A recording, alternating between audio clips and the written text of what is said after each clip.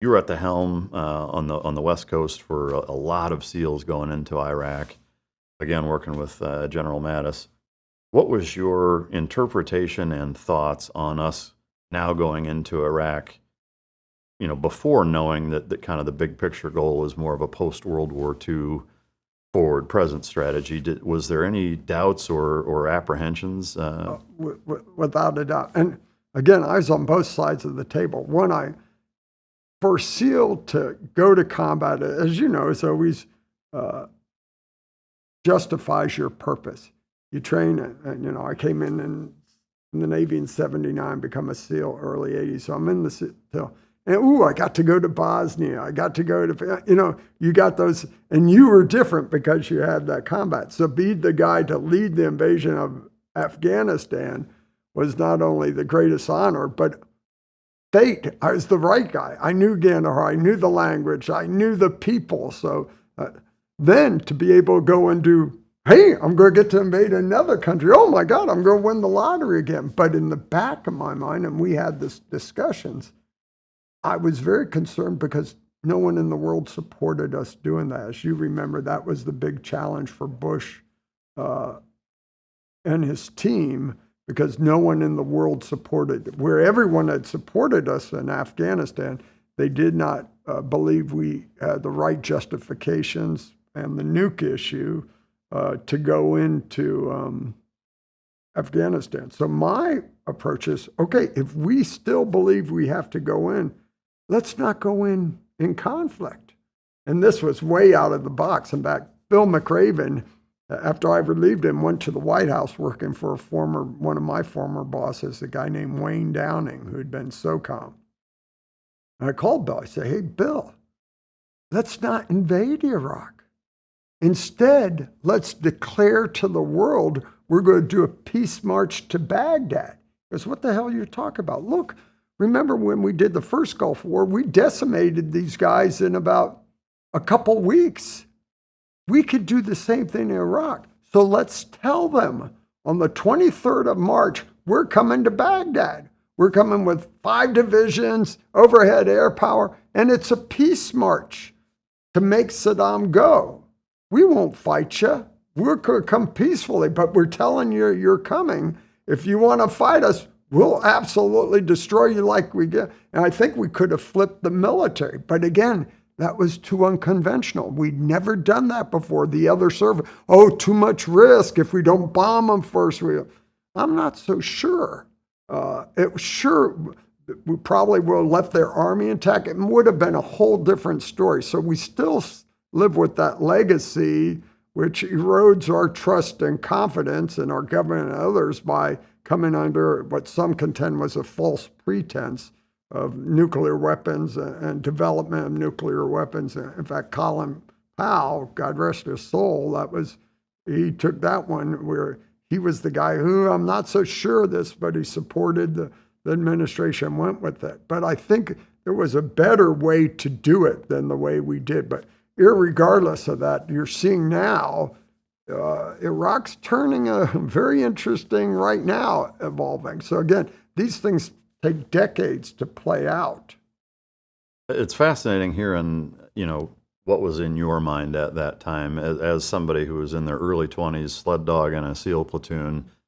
Again, like it's surreal for me to be able to talk to you about this, many years later. But I'm curious, when you're in that leadership role, where an entire coast of SEALs are looking at you as, the guy at the helm, is there any thought process or reconciliation when you have doubts or you're thinking, man, I don't know if this is the right way? Obviously, from a confidence and inspiration standpoint of the troops, like you can't second guess that, but is that something that you struggle with or ever? Without a doubt, Mike. Yeah, because that would be we hard. all do, don't we? Yeah. It's like talking to your kids like, hey, this is the right thing to do, even though if I don't know if it is. But it's like displaying a certain level of confidence and assuredness and stoicism to make sure that all the people who are listening to you and taking orders from you, going in, putting their lives on the line, trust that you're doing the right thing. How do you reconcile that? Yeah, great question. Kind of like going to Bud's. I can do this, but the vacuum out. I hope I can do Yeah. it, you know. I think my approach on that, what I was concerned about, our guys, you know, I had no doubts we could do the mission. So in two different venues. When we went into Afghanistan, a lot of those guys had never been in Bosnia, Panama. We had some guys, so we did. So we want to make it very clear to them. So we made the guidance. You're only, as you're in the field every day, is the E4, E5, here's what I need you to do. Number one, we're going to do every mission. That's what we've been training for. We're going to execute. We're going to go accomplish the mission. So go plan it right, get the resources, we'll do it right. Number two, I'm taking all of you home. No one, I can't afford to lose any of you. I've invested too much time. I need you. If you're in a situation, you're overpowered, or you think, run away. They ain't going anywhere. We're going to come back and get them tomorrow. Don't worry about it. But I need all of you because we're going to be doing this for a long time. And then number three, do the right thing. Don't kill civilians. Don't make sure. Let them take the first shot. We're operating at night. You got night visions. You could see. We had a lot of times guys shooting us. We knew it wasn't effective fire. So, and that guidance was simple and clear, and everybody could understand it. Going into Iraq was a little different scenario because we're going over large military forces. The threat level came up a lot. So we had to be smarter on how we planned and stuff. But I wrestled all the time with the biggest concern, getting someone killed. I'll never forget. Did you know Adam Curtis? Oh yeah, he was the XO and then the CO while we were there. Yeah. So we had been planning and we had pushed the agenda for, you know, the oil platforms at Alpha, the oil platforms, and Yeah, because I was on that operation. yeah, okay. So we get that call. Were you there the night we pulled everybody together? Say we're going on the Absolutely, okay. yeah. So we do that. Everybody breaks in. Wayne Downing was there that night. My former boss was in country. Say, hey, come over tonight. You may want to hear this. You know, so he was there. He came back to my hooch an hour or so later and said, hey, sir, I think we're going to get slaughtered, because he's talking about the guy's helicopter in to Alpha. Were you on one of those helicopters? No, so the manifold metering station, or Alpha, was done by most of SEAL Team 3, and then Echo and Golf with the Grom contingent. We did the oil platform, so we were on the Maybot and Chaos. Yeah, I wasn't worried at all about Maybot. But Adam was going to be on the guys going into, so he comes to me and knocks on the door, says, hey, boss, me and the guys think we're going to get slaughtered. They're going to hear that helicopter. They're going to shoot us out of the sky. And I go, boy, Adam, I'm not so sure. I think they're isolated on that peninsula. They may do a shot. But this isn't, and I've been at Mogadishu, you know. We didn't know they had RPGs in Mogadishu. That was a whole different gig, you know. But if you think you're really going to be slaughtered, you come back and tell me, and I'll tell Franks and tell them we can't do this mission. Now we're going to look like idiots because we've been planning this for 5 months, and now the night before we go, we're going to tell them too high risk, but you go back and say. So Adam came back and said, sir, we still don't agree with you, but we're going to do the mission. He leaves. I immediately projectile vomit. Oh. Now I'm scared as hell. I'm going to get all these guys killed because of how I assess the mission.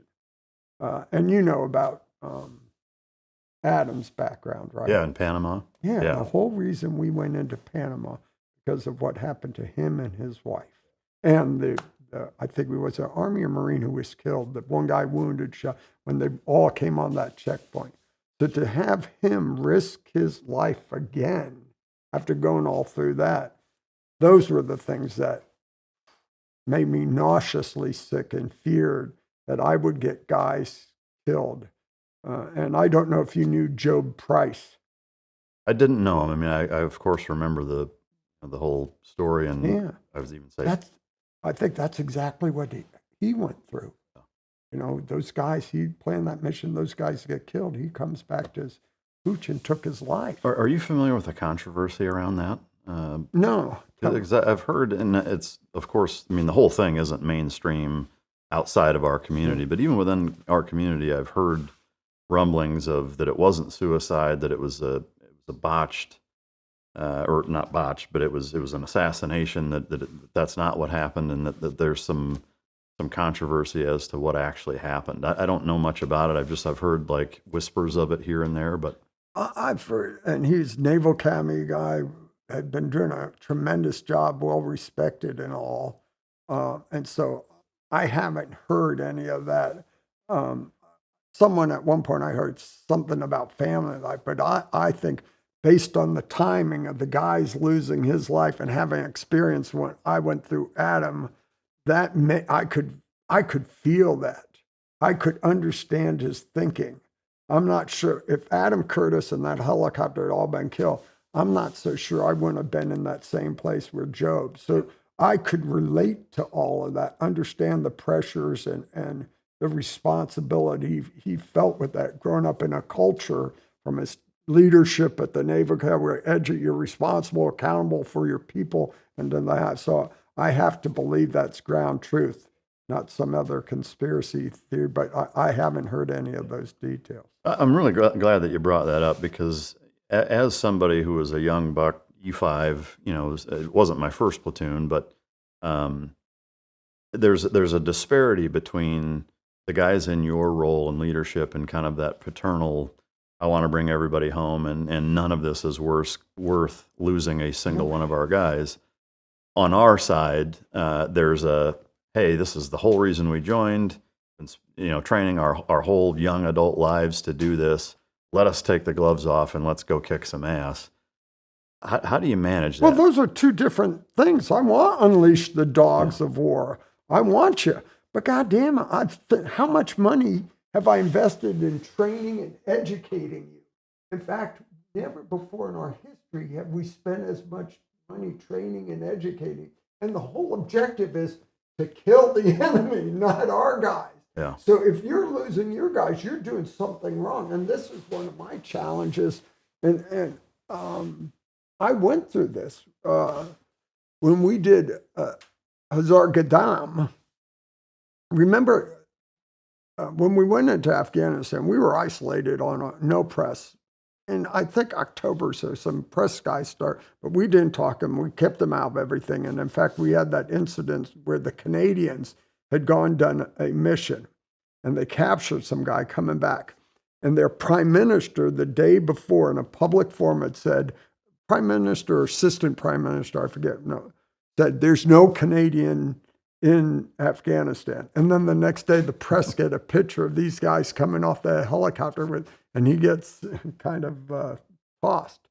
But we had run a mission up in Hazar Gadam where General Frank said we were getting our tasking directly from the CENTCOM commander in a VTC in the morning. And he said, hey, I want you guys to go up, observe this compound. We're getting reports of this. Okay, so we had it all planned out. Helicopters go take the guys out, fog or something, so they couldn't get in and delayed. And the next morning, VTC, Frank's was not a happy camp. God damn it, we're getting this again. I want guys up there, get them up there. Second night, they still, helicopter couldn't find a place. And plus, most of our helicopters at that time couldn't get to altitude because they're so loaded with gear. In fact, our soft helicopters could only get to about 10,000, where the Marine 53s with the third engine could get up another 1,000 or 2 feet, a couple thousand feet higher, but they didn't really have NVGs at that time, so there were some trade-offs. But finally, after the second night, he says, okay, instead of watching, just go take down this compound. And we're like, sir, hey, this is going to be pretty hairy. We know there are a lot of guys who say, I don't care, take it down. Okay, so we assault this compound, and we kill a lot of guys. It was the 5th group, SF guys, who I had under my kid by the name of Joe Whalen, in fact. And the next day, I wake up in the talk, it may have been 40, and there's a general officer in my talk, I can't remember his name, an SF reserve flag officer. He was there to investigate me. Wow. And we hadn't lost any guys. We had killed a bunch of guys. And the allegations were, the press was, we murdered them, we assassinated guys sleeping and all this kind of stuff. And they were going to kind of hang me out to dry. I'm calling people, hey, Bob, you got to go through this process. But what I was happy about, well, yeah, we should have accountability for killing. Now, the enemy, not as much, but if we lose a guy, would there have been the investigating officer there to investigate what had I done to cause or not cause this guy? And I didn't see that in the war. I think that's one of our gaps. The best accountability I ever saw for guys getting killed were the Marines.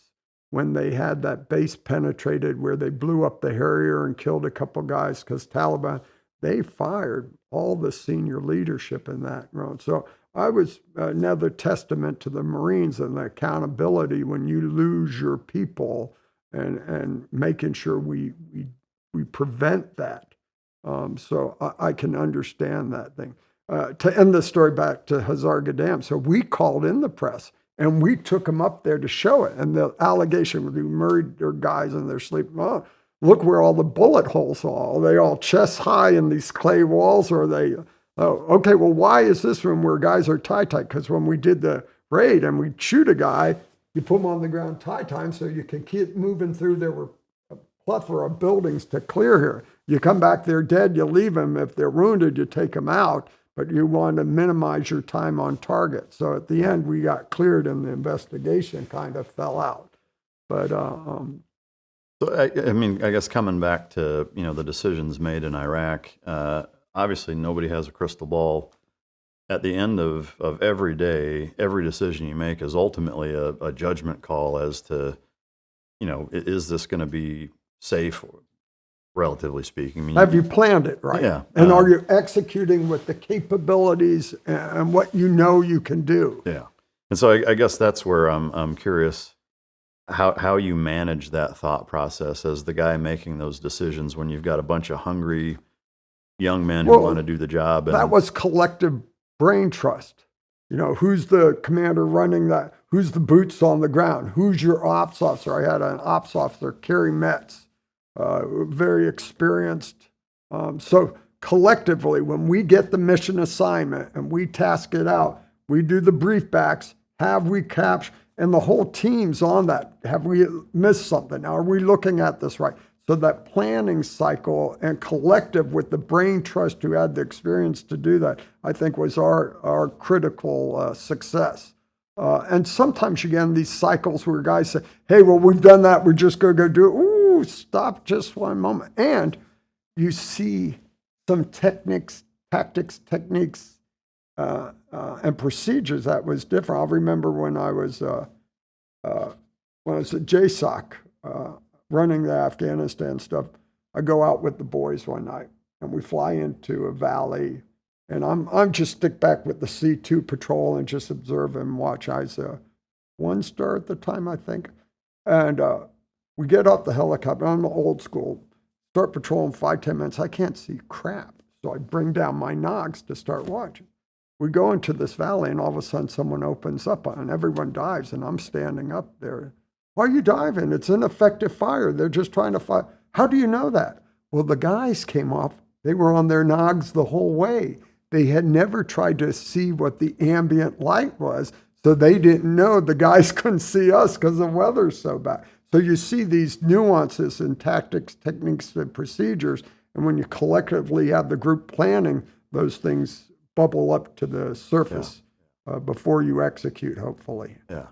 Does that make sense, Mike? Oh, for sure it does. And again, I appreciate the authenticity with it because I think it's easy for guys when we're in our position to look or to not be able to really see that bigger picture. And now almost 30 years later as a father and a business owner and having a few more years under my belt, understanding, accountability and I don't think that I view it any different in that way, and that saying like, hey, we're here to do a job, and we want to be effective and we want to kick some ass, but there is an element of understanding that the big picture is all of our guys. The number one goal is to be brought back and not in a bag. And to me, that would be a tough position as a leader to be in, of knowing when to say, hey, go get them. Yes, this is authorized. No, it's not. Because I know,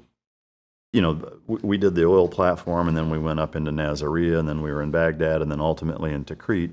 And when we first sat down, I mentioned there were two very poignant memories I have of seeing you, I guess, during my active duty career. And the second one was in that initial first, I think it was the first day that we drove from Ali Salim up towards Nazareth, and it was Were we in the Cadillac Escalades? no, I think I mean we were in Humvees. I guess I don't remember what you. I thought you were in a Humvee too, but it was the first time that we had stopped, and there was a fairly good sized mob that had kind of slowed us down, and you got out of the vehicle, and like it at the time like it didn't really register until I thought about it a little more, but there was just this like vibe and stoic nature about you that you got out and you had a bottle of water in your hand. It was like a 1 liter bottle. It was mostly full. You took a big swig, and it kind of reminded me of almost like Mufasa in Lion King, where he like stands, you just kind of stood there looking around and surveying everything, but very confident. And you actually handed the bottle of water to an Iraqi truck driver who was like, "Oh God, thank you," and just starts downing it. But then you just walked off and kind of walked around like you owned the place. And to me, it was a very impactful moment because it was just like when I saw that, it kind of, I can't speak for anybody else, but for me, it was kind of like when you see your dad handle something that's chaotic and you're unsure of what's going on, and how you handled it, like diffused kind of the anxiousness that I think most of us were experiencing. Again, at least for me, but it was just something I still remember to this day very vividly. It was such a simple thing. It's not like you're charging a machine gun nest, but it was just something that stood out and something that I remember. I'm curious, from your standpoint, all these years later, like that initial push into it, how do you recall it, and how do you think it went compared to what you expected? Well, first off, I think it's back because I grew up in the region. I really understand their culture, the Persian. I think most Americans don't in that regard. And I also think because having the year in Afghanistan before during Iraq really just fine-tuned me. And we had a lot of those situations. I never remember the guys when we first took Gandahar. We'd been southeast at Rhino, living in this case. We couldn't drive directly northeast because it was the Red Desert. You couldn't get through. So we had to drive west and hit the Helmand River, go up to Lashkar, and then come down the ring road into Gandahar. And I remember a few things. We kind of got a little lost at the time before we hit Lashkar, and there's a campfire. So we pull up, and there's a couple Afghanis there. I say, "Hey, I want to get over to Helmand River. Are we going the right way?" Because I speak Farsi. And they said, "Yeah, do you want one of us to go?" So I walked up in the back door of my Humvee, and there's a guy, Air Force officer, PJ, who I know very well, good guy. I grab him, pull him out of the vehicle, and stick the Afghan, shut the door, and we start driving off. And he's like trying to stop other cars to jump back in to have this guy drive us. And then as we got up, drove up the Helmand River, go Lashkar, we come in a roadblock, all guarded, and we've got guns pointed at, so I could get out of the vehicle. But because I could speak, and because we have overwhelming firepower, I was comfortable in this. I didn't feel there was risk in that. That's a whole different risk if you come in shooting at each other. So I think that experience, I think that's one of the things that's hard for our young guys to appreciate experience and what it does. So I think examples like that can help reinforce it. But I think that, and I kind of kid you about 215 being a FNG, but there's still an iota of truth in that. I think in today where the internet and everyone gets information so readily, people discount or don't give experience the credence it deserves. And that's kind of what the book's about, the gouge. Yeah. Learn from those guys who've done it. Don't recreate history. Help each other. And leaders need to proactively share that experience and inculcate it and that knowledge into their team to help them be successful. I appreciate you kind of going down that road about those types of experiences. And as one of the guys that was on the GoPlat, we worked with the Gram, which you commanded. For part, I always had a ton of respect and really liked working with those guys. But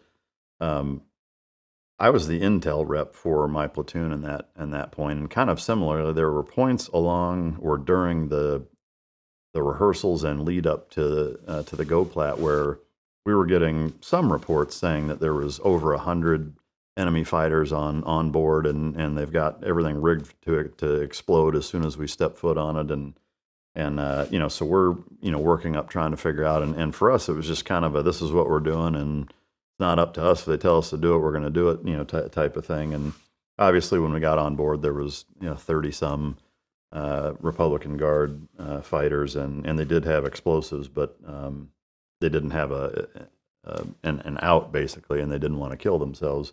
I think that mission, I think to this day still is the single largest special operations mission ever conducted, which is pretty neat to be a part of. As we went forward into Iraq and as time progressed, again, it's easy to sit back now and think this is what I would have done different, whatever. During our time there, did you find yourself having that thought process of this isn't how we should be doing this, gone about this all wrong? Do you look at it as a mistake? You mean Iraq, the invasion of Iraq? Well, first off, again, 06 level, and that was so far above my pay grade, but I thought there was a better way to go in than invade it. But other than that, I was very proud of the work our guys did and stuff where they didn't take lives unless they had to, where they accomplished all the missions. The one I kind of regretted, I don't know, when we took the boats to go up the Shatt al-Arab, to go for the Battle of Basra. And were you there when we did that one? I wasn't. We had two of our guys went on that, but our platoon otherwise wasn't there. Okay, so we go up, and an Iranian boat start coming out alongside of us. And I tried to talk to them. They wouldn't talk. So right before we got to shot, the guys who had on Alpha now, who had been trading sniper shots, pop shots like the Hatfields and McCoys with the guys over on the Iranian side of the shot, called and said, "Hey, boss, you're going to have to shoot your way through because they're blocking the shot with a bunch of bunker boats." I said, "Nah, easy day." And then finally, as we're getting in sight and coming up to the mouth, a bog hammer comes and cuts across our bow, and now all these 6 boats turn their guns in on. They're telling us we're going to kill us if we don't turn around and leave. And I'm like, okay, I tell you shoot, everyone shoot. Just stand by, because we had overwhelming firepower. They had some MLRs on them, but those were going to be ineffective. Their RPGs, because they're bobbing, weren't going to be effective. So some AKs, but the Dishka on the bog hammer would have been a problem. But we had mounted, stabilized weapons, so I wasn't worried. But I made that tactical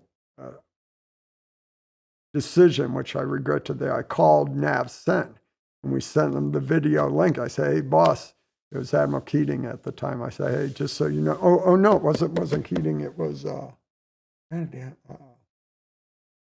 anyhow, the Admiral, 3-star Admiral. I said, "Hey, sir, just want to let you know we're going to kill all these Iranians." And he said, "Can you just sit there?" "Oh, yeah, sure, we'll sit there." And you know what he was doing, calling the Pentagon, because flashes of the Tonkin Gulf affair were going through his mind.